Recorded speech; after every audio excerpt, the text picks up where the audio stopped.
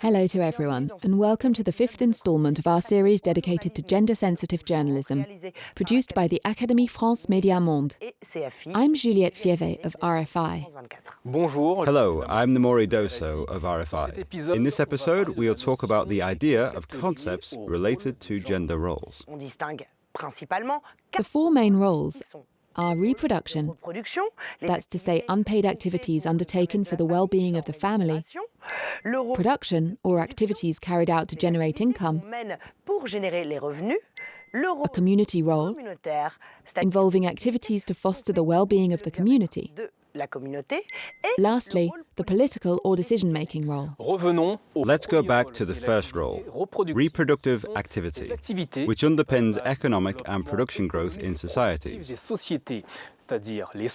Caring and looking after children, domestic tasks, food, preparation of meals, etc., as well as health-related activities. The second role is productive activity, which includes economic, remunerated, income-generating activities, salaried or independent activities, along with informal activities.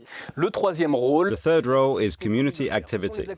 This involves voluntary activities that contribute to social and community life, including volunteer work, cultural activities, festivities and rituals, care of the elderly, and care of the environment. The fourth and final activity is political or decision-making. Broadly speaking, it is the exercise of power and participation in decision-making at every level, whether with associations or other social bodies, or within the community and family.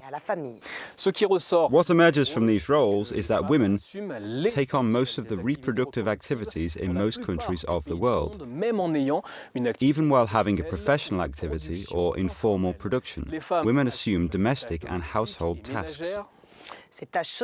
These social reproductive tasks are necessary to enable the productive role, which would soon collapse without them. But they remain invisible and undervalued, and are not included in assessments of national wealth. Thus, on average, women spend nearly 3.5 hours a day on domestic tasks, compared with less than 2 hours for men. An awful lot less than 2 hours, I reckon. Overall, women tackle 3/4 of all the hours worked in the world, and yet women have much lower representation in political activities and in decision-making processes, where they generally occupy lower positions. In productive activities, too, they occupy lower positions, and even with equal skills and responsibilities, they receive lower remuneration in every country in the world. In order to correct inequalities between men and women within the framework of a strategy that takes gender into account, changes and social developments need to take place in parallel, by being articulated at two levels, access and control.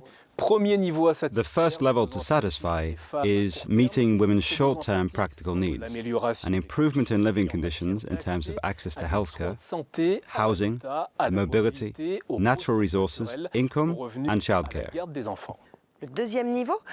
The second level is about targeting their more long-term strategic interests, such as improvements in social status and equality. That's it for this episode, explaining the notion of social roles linked to gender. In the next episode, we will tackle the notion of gender relations. Thank you. See you soon. See you soon.